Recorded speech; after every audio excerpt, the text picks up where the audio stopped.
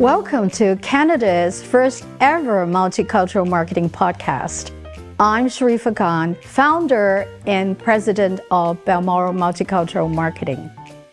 In each episode, join me as I interview high-profile marketing executives where they will be sharing their experiences in reaching Canada's diverse community. Gain valuable insights and lessons and grow your multicultural affluence. Let's get started. Welcome to the very first episode of the Multicultural Marketing Podcast with Sharifa Khan. My name is Keka DasGupta. I have been working in multicultural marketing and marketing in general for 25 years. I've had the honor of working with our special guest, Sharifa Khan, for 16 years now. Sharifa is the host of this podcast, but I have the distinct privilege today of being your guest host because this gives us a chance to learn a little bit more about you, Sharifa. Thank you so much for being here. Thank you, Keka, for being the guest host. It's my pleasure. I'm really excited. So for our listeners today, I wanted to talk a little bit about your bio for people who might not know much about you.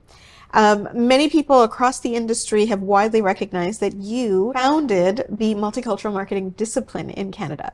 So 40 years ago, you were talking about multicultural marketing when most people didn't even know that it was a term. So for our listeners who don't know much about you, I would want to share that you're not only the visionary founder of this marketing discipline, you're the founder and president of Balmoral Multicultural Marketing, which is the largest and longest running multicultural agency in Canada, still at the top of its game and continuing to innovate. But, you know, what I love about working with you is that in how you formed this discipline, you've been responsible for helping to generate over 5,000 jobs in this industry. And for people who want to know more about Sharifa, you give so much back to the community. I remember one day we were looking at all of the work that you've done over the years, and we calculated that it was over 40,000 hours of your personal time that you've donated to charities and boards and initiatives. I think for anyone who comes to Toronto, they will see the Toronto waterfront that has a water track that does all kinds of international water sports, and you were responsible for that. Thank you. Yes, you had raised $23 million with the various levels of government across Canada and brought the Toronto International Dragon Boat Festival to our country. And the one thing that I think I'm so incredibly proud of you, but I think what is amazing is that in 2021, you were inducted into the Canadian Marketing Hall of Legends. So for me, every day that I've had a chance to work with you for 16 years now, I've come in and felt like we're working for a bigger cause. Likewise with you, Keka. Thank you, Sharifa. Thank you. So let's jump in. I've got some really good questions I want to ask you. One of the things I wanted to ask you is that, you've been the pioneer of this multicultural marketing discipline, but how did you get started? So how did you, what's your story in terms of coming to Canada? Well, it's an interesting story. I came to Canada when I was 19 as a young adult, because at that time, and sponsored by my sisters, at that time, my parents felt that I should immigrate to Canada because they were afraid of the 1997 China takeover of Hong Kong. And they know that Canada is one of the safest and most diverse country in the world that embrace multiculturalism. And also at that time, the act of multiculturalism was already introduced by Pierre-Éliott Trudeau. So, and then I started my journey as a young adult here, and I landed in April, and I said, wow, I was supposed to go to U of T in September. So I said, well, I have a couple of months left. Let me find a summer job. And I immediately, within that week, found a job at one of those most reputable at that time, a corporate communication agency. And I started with them, and I from the bottom and work my way up in the agency. Yeah. So let's get into Balmoral and how you started that. I'm preempting this a little bit. You had said to me once it was $6,000 and a dream. No, absolutely. Yeah. So 35 years ago, I launched Balmoral Multicultural Marketing. I wanted to prove to Canadian companies that we as immigrants mattered. And so many of us were contributing to the economy, contributing culturally to across the country. But at that time, of course, the brands didn't see it. So when they didn't see it, they wouldn't be speaking to us at all. So I realized through my own experience that Canadian companies really need to have a better understanding of us as opposed to a misunderstanding of us. They have to know that we're a contributing and thriving community, and we have our language, we have our culture, and we also are consumers that spend money in this country. So it fueled me to start what I call multicultural marketing. It wasn't even called that at that time, and it became a calling for me rather than a business and career. So that's right. I started a company with only $6,000 and a dream. And the reason for it is that I want to be the bridge that would connect the mainstream community, the brands, the companies, and with the diverse community. You know, for many of us, we don't know what we don't know. Mm-hmm. But when it comes to international markets, there was a real lack of understanding, just even in background. Like you had said at one point, I think you said to me, somebody had talked about how well you spoke English. Oh, absolutely. So in this first agency, some of my well-meaning colleagues were saying to me, oh, you speak English so well, knowing that I just landed in Canada. And they sort of knew that I was from British Hong Kong.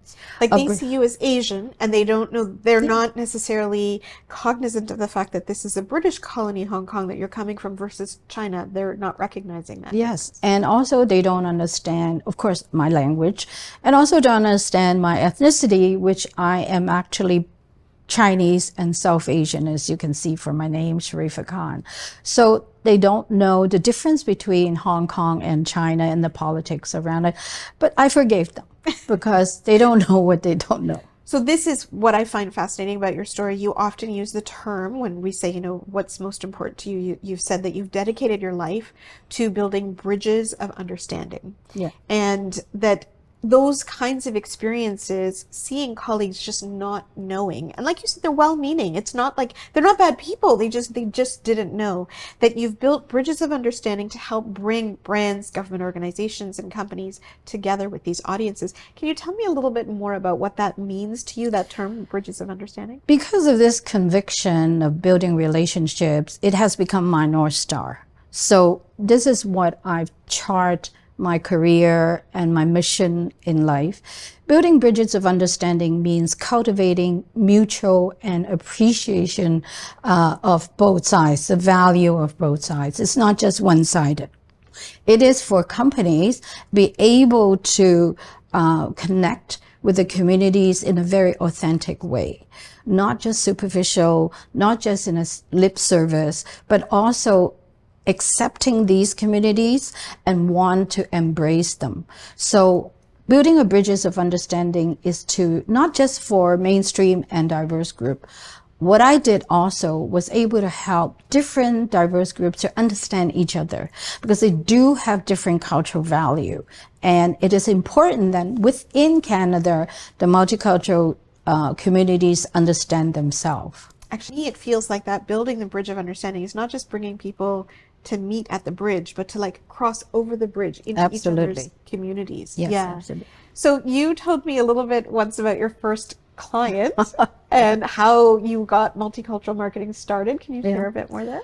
So my first client is actually Bank of Canada. And it's, of course, a very conservative institution, not known for charting uncharted waters. They're not risk takers. At all. Not risk takers. But we were so proud to have them as our client because we learned and also my team shared with them some of the insights that we did, got captured through research. And we have found out how immigrants value safety when they move to a new country. And they are actually interested in investing in Canada Savings Bonds of Bank of Canada. To them, if by investing in it, they feel that they are the product offer is very safe from a stable country.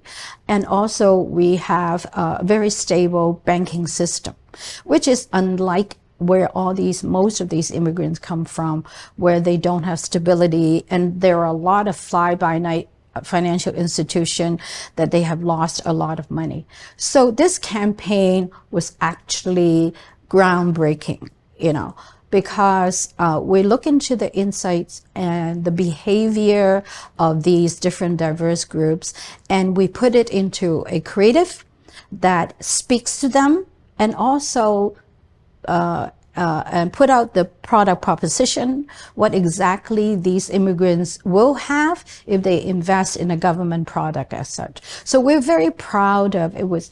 It had gained tremendous results, but actually at that time, the immigrants that were here were also the Italian, the Portuguese, the Polish, the Ukrainian, and then it was followed by the Chinese that was immigrated then.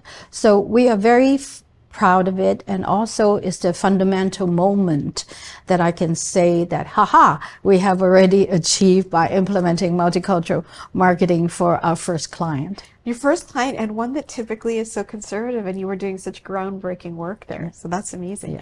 Now, when we look at the body of your work and all of the different clients and campaigns you've worked on, is there any work that you look at and say, oh, this feels like, this is at the top, like this feels like a personal victory? Well, absolutely. There's one client that we have for over 20 years, and it's actually one of those clients most people wouldn't even touch. It's actually the Mount Pleasant group of cemeteries, where they were encouraging communities at large to be pre-planning funeral services. In case anything happened, it would be to their advantage from a monetary perspective and preparation perspective to be pre-planning. So they want to target the up-and-coming communities, diverse communities, and like Chinese and South Asian. But we know for a fact with all these communities that it is quite a problem, because understandably, it is totally taboo. Yeah. They just don't talk about it. It's not a topic the children should raise, because the parents say, oh, what do you think? I'm going to pass soon. My mom would say you're bringing bad luck. Yes. Just by talking about it. Yeah. So it was actually a challenge, but it's a challenge. I'm never afraid of challenge. I will also always take it on, full frontal. And so we dive into, once again, research. Research is that we dig into the behavior of parents, is that they always want to leave a legacy for their children because it's considered as a blessing. And also they would never want to have their children to have any financial burden. So you could see actually a lot of real estate being bought. The parents, the diverse ethnic, diverse community, the parents would always help them to put their down payment. It's like a core parental duty to take care of your kids financially. Absolutely. Of course, if they can afford it. Yeah. So it's also a kind of a legacy to leave them so that they would be set in life. So we took this insights, which is so important to the generations, to the older generation, and then we put the creative that speaks to them and dig into these insights and say that if the elder would pre-plan, and they would actually be giving the children a blessing. A blessing so that they wouldn't have any more financial burden or woes anymore. So, and it worked. It worked. And it cut through the taboo, because we dig into how the parents feel about leaving legacy for children. And the client was absolutely, amazed.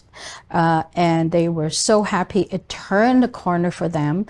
And they saw tremendous growth in their businesses. So this is really where we talk about the power of multicultural marketing. One of the things that is so important is the cultural currency. Yes. And really understanding how values drive us. So it's a great example, I think, of a category where typically many Eastern cultures would consider it taboo, wouldn't touch it with a 10-foot pole. But what you've done is you've gone into the values that matter the most to these audiences, that drive them, and then you created communications that basically change behavior as a result. Absolutely. And we are so proud of this.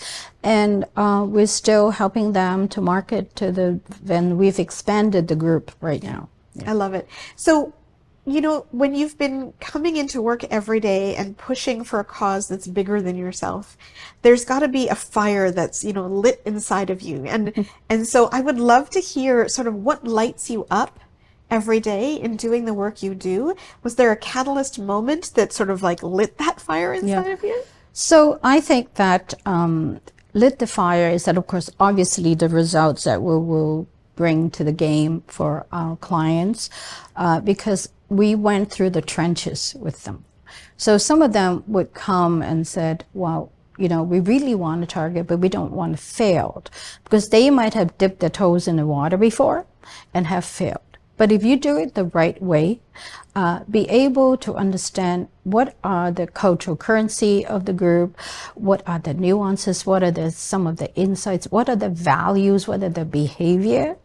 If you tap into those and have an understanding of it, then you are going in the right direction. What I don't like to see is that if you want to just have representation doing so-called multicultural marketing and basically putting diverse nationality into like talent into one commercial. Talent. So, and then yet the messaging is really from a mainstream perspective messaging, which doesn't resonate at all with these groups. So, and that's the number one mistake that they have done. And my fire has always been to be educational, be able to help these brands do it in the right way. And it's not just a checkboxing. I just got to do it. I just check this box because this is a multicultural country. I just need to do it. And my passion is always to ensure clients are doing it in the right way. It's really not about the money. It's really be able to be authentically speaking to these community in a serious and authentic and personal way, showing these companies understand them. Yes. And understand how to even speak to them. So it makes me think about the idea of inclusion. And you know how you said just because you have representation maybe in hiring talent, that doesn't necessarily mean inclusion. What I'm hearing you say and what I've seen you do in work is really making sure that communities come together, brands go into the community, they're part of the community, and that's when things make a difference. I remember you sharing a story prior to starting Balmoral where you said you really felt a glass ceiling where you could see that some leaders within the company only saw you belonging to a certain level, right? And I call it the I'll show you story. Tell me about the I'll show you story. Well, at the corporate communication firm, they all knew, the leaders all knew I work hard and I proved myself. But there was also still a glass ceiling that despite my hard work, the mentality is that I still don't belong in the higher ranks because they don't understand the ethnicity. They feel that there seems to be still a segregation between so-called mainstream and the others. So, but then of course I know they don't know me because I am very passionate and very ambitious. And I've said to myself, okay, you don't think that I belong, and no problem, I'll show you.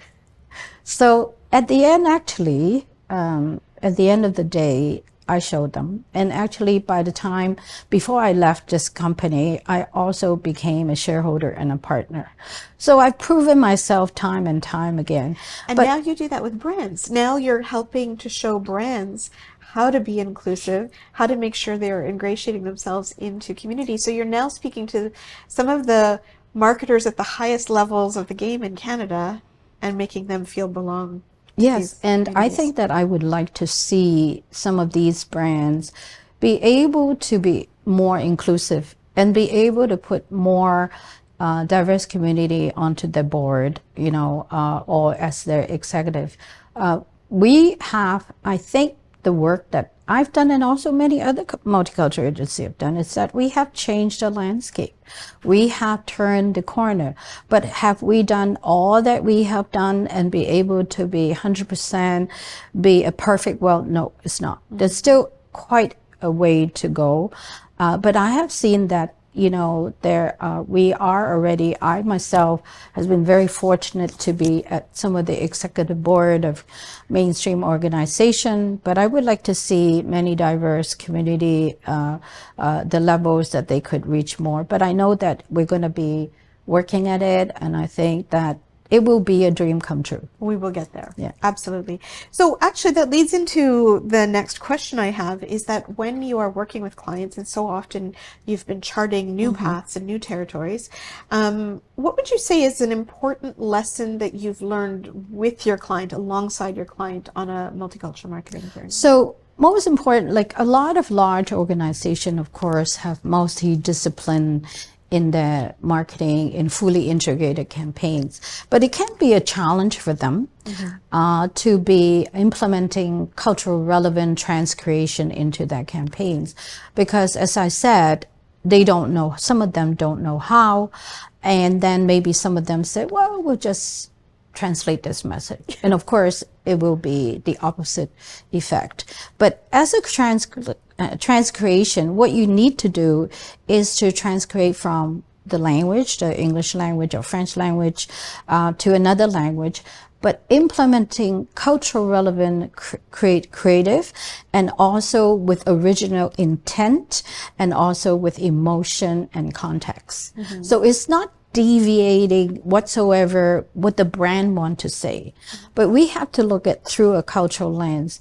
What you're saying are actually relevant to them at all in your messaging? So I learn by examples, often with this kind of thing. And so just for our listeners, what I'd love to share, if you can tell us a little bit more, I know with Metrolinx, you did some really cool transcreation work with a campaign. Their sort of the mass advertising commercial used the song "I'm Leaving for Jet Plane," right? A really well-loved song for many generations in Canada, but many immigrant families don't know that song, don't have connections to those lyrics.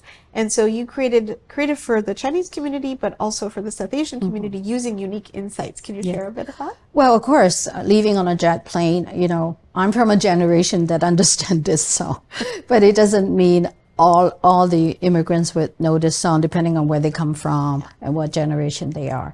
So it didn't resonate with mainstream at all. So what we did was there were two creative. So we tap into the behavior of South Asian when they travel, especially going to the airport. So one of the insights is that they would say goodbye to everybody of the relatives that they are in Canada. Oh, I have so been there. And if you miss a call, that's not good. You didn't want to say goodbye to me, So, and then he keep on, and before you know, he missed the flight, because it was dragging on and on. So, and then of course, if you take the UPX, the Upper Express, it is so convenient, taking you from point A to point right to the airport. You can make all the calls on your way. You can do that, and it's also, economical. It's better price than taking an Uber, and it won't be stuck in traffic. So for the Chinese community, the insight, we always travel in multi-generation, the grandfather, the parents, the children, and they planned it way ahead of time. Let's say going to Disney, right? So they're planning, driving all the way, and then they realize that they're stuck on the highway. And then it was, the whole family was all disappointed and distressed, and everybody looking at the driver, which is the son, and said, why did we have to take this car? So it's another message that they can all hop onto a UPX and be able in no time and not stuck into. So this shows that we have to know how these communities travel, what's their behavior before travel, and what will be some of the hurdles they have to be overcoming in order to reach the destination of the airport. Right. So really, that cultural currency is all about understanding what resonates, right? Because those cultural impacts make us see things totally differently. Okay, so for marketers who want to jump into multicultural marketing in some capacity, or maybe dip their toes but do it in a good way, what are some of the ways that they can be more inclusive as they get started on this journey? So most importantly, if you it's going back to the building bridges of understanding, which means it's a two-way street. that they would actually want to be inclusive in their marketing practices, but also most importantly is to ingratiate themselves into the community. As opposed to marketing, just have the ads out, but don't know what are these communities about, and never be out in a community nor attend their event. So you really will not fully understand the audiences that you're marketing to if you don't create that bridges of understanding. And I mean actually a bridge. So actually being there and being seen. Absolutely. And It's very, very important, because when you show that these audiences will say, oh, we're being heard, we're being understood, and we're being valued. And this is the kind of things that we at Balmoral do, is to be able to make the two sides be connected, come together, and would be connection and understanding that will be long-term relationship, as opposed to a shotgun approach. Yeah. So you often talk about how you have done this, and I've seen members of the Balmoral team do this. You've got your feet on the street, pulse on the beat. Pulse on the beat. And I know that you always encourage clients to do the same thing. Would you say, if there was one thing that in the multicultural marketing field, if brands wanted to get started, would that be the first thing they need to do, is be there, be in the community? Yes, very much so. First, you have to integrate yourself into the community, because textbooks will tell you, research will tell you what this community is, that you can draw insights from research. But the thing is, it's a different feel if you don't integrate yourself into that community that you're targeting. Secondarily, if you can also be inclusive employees of the different diverse background. So they will be your bridge. They will be going out there, and they would know what to do, who to see, and also, of course, they speak the language. And also, at the same time, you should also be sponsoring some of the very important festivals or cultural events. So this is the thing, I think, for marketers who are trying to expand their horizons and feel more richness by understanding cultures. I often, in our DEI training that we do together, people say, well, I don't even know where to start. Like, if I don't know anybody who is from the Filipino community, where do I even start? And so I think, and I've seen you do this, is say, go out to community associations, go out to festivals. There's so many, especially in many of the urban centers in Canada, there are so many different festivals and events and community organizations that we can tap into. That's a great first place to start. Go, watch, listen, meet people. It doesn't have to be complicated. It doesn't have to be complicated. I think you should have to really personally feel, what does this community look like, in the events? What do they do? I mean, we have a client that have asked us to actually do a festival comparative deck. What is it that we do in Canada for certain celebrations? And where should they be? And also they want to look at how big a thing it is for them when they're back home. So it gives them insights that these events are one of the top festivals or events that are so important to their own culture. And I think another point is that by going out there, you will also be able to meet the who's who there. Who are the community leaders? People that the community listened to. And if these communities felt that you are integrating with them, they would definitely, you're supporting our causes, you're supporting our charity, then they are your word of mouth, your mouthpiece that would actually support you and be backing you when you want to go inside the community. Then the business part follows. So this is interesting. In many Eastern cultures, I know we have a collective perspective. It's not just about because I know for me personally, as a daughter of immigrants, I was born in Canada, but my parents used to always say to me, if I'm not here and you're with your little brother, you are in charge of your little brother. Like, you would be selfish if you didn't take care of him. But at school, people would say, you can't speak on behalf of your brother. He's his own person. You can only speak on behalf of yourself. So the I and the we perspectives are there. In many Eastern cultures, I find leaders of a community have a lot of gravitas. People trust what they say because we come from this collective culture. So even understanding that sort of nuance is important. It's very important because these leaders, community leaders, are the beacon of their own communities.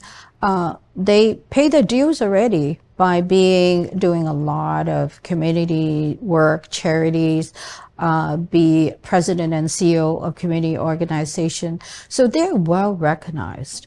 And whenever they said, you know, I think this particular brand or this particular company, they have supported us with us for 20 years. They support us for 5 years.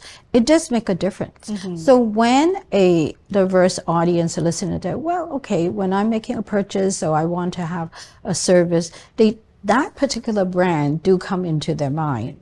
And they would say, well, because they've done so much goodwill for our community, I would definitely be able to do business for them.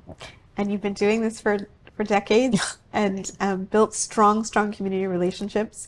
I want to thank you for your time, Sharifa. This has been so inspiring to see the work you do, what lights you up. And the goal of this podcast is really to help everyday marketers at all different levels learn more about multicultural marketing, about cultural values and norms, so we can learn more. You've taken us off to a great start today. Yes, thank you, Keka. And I want to leave with this. Embrace challenges. It's not as difficult as you want. And these community is nothing more than niche marketing.